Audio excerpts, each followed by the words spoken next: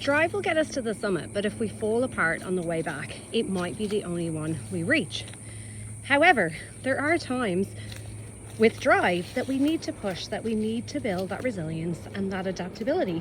So in today's episode, I am going to share with you from the top of beautiful Earl Hill, if you are watching the video on Substack or YouTube, 3 times when it's really important to push as part of drive. So I'm Suzanne Rath and you're listening to Endures for your daily dose of endurance leadership and life lessons. Now, if you have listened to the last 2 days of the podcast, you'll know that for me, drive, which is the third part of Endures, is about when to push, when to change pace, when to pivot. And we've just touched on the ideas of changing pace and pivoting in the last couple of days. And today I want to share with you 3 times when it's important to drive. So, number 1, when you need to get energy.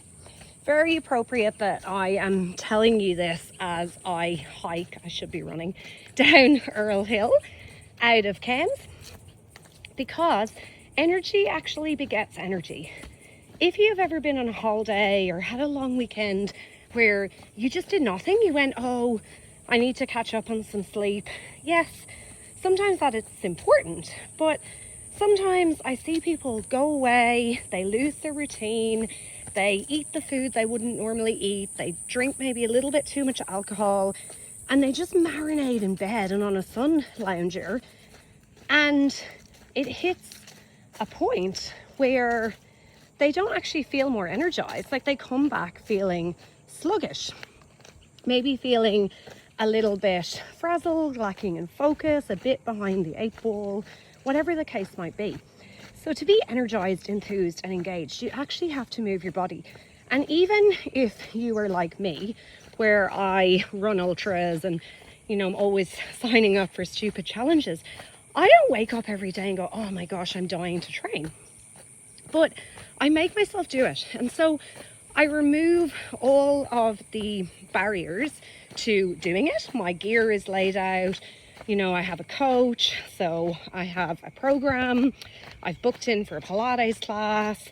Today I've arranged to have coffee with one of my friends who lives down the bottom of Earl Hill. So I went to Pilates, came here, and then we'll have a coffee. But it's about working out how it can go in your day.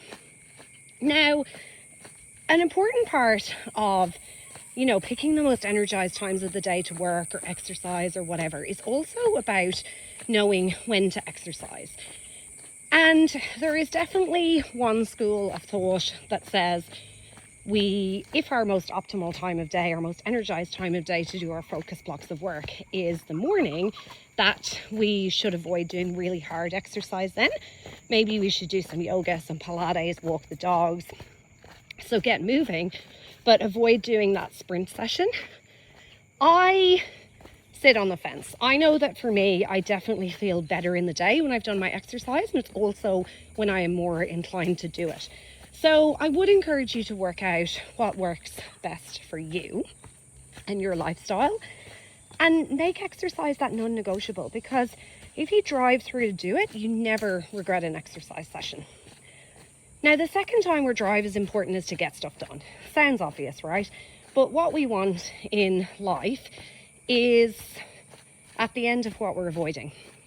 So if we need to finish a project that we're procrastinating over, if we, have to make a decision in work, if something is really, truly important and is going to move the needle, sometimes we need to build a capacity to push. And building that capacity to push is all built not just in how we push and hustle and grind in the moment, but how we set up our lives. So does the thing we're driving towards align with our big vision? So for me, as an example, when I do the Sydney to Newcastle walk run, it's all about potential. I've already decided what I'm going to have, written on my arms as my little affirmations. I'm thinking about the podcast I'm going to have, all of those things that will enable me to push. I have my crew to spur me along. I have my food set up. So that's all in the pre-planning for when I need to push, because I want to get the thing done, right? And lab 4, 10:52. There we go. I want to see what I'm capable of. But in our work, in our lives, for us to have this capacity to push, there's a few things that are essential. And one of these is actually building that resilience in advance. Now, we can build resilience in our mindset by the people we surround ourselves with. So that's the support system side of Endures. By refocusing and resetting to make sure we're on track.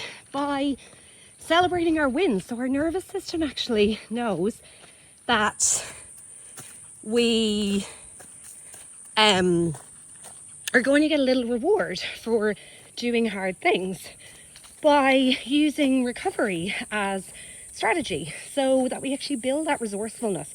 So we have our micro breaks during the day, during the week, each month, that we've actually booked in the fun things in our lives, as well as just the work. That all enables us to push through the hard. And then the third time where the drive and the push aspect of drive is important is in complex conversations. It is so important that we have the difficult conversations, because the quality of our lives is measured on the quality of the conversations that we're willing to have.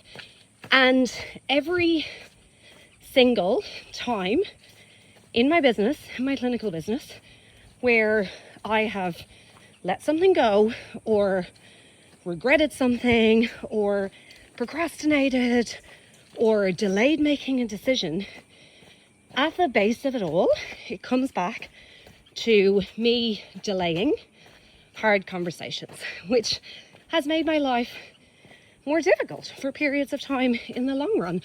And so now for everybody, I encourage, I'm DISC certified, I'm obviously a leadership coach, and I encourage you all to find those strategies to have the hard conversations with clarity, with compassion, but also with conviction, right? Because you need to have people on board with you who are in line with your vision and your values, so that you can leave the legacy you hoped for when you set up your business or when you got into your leadership role.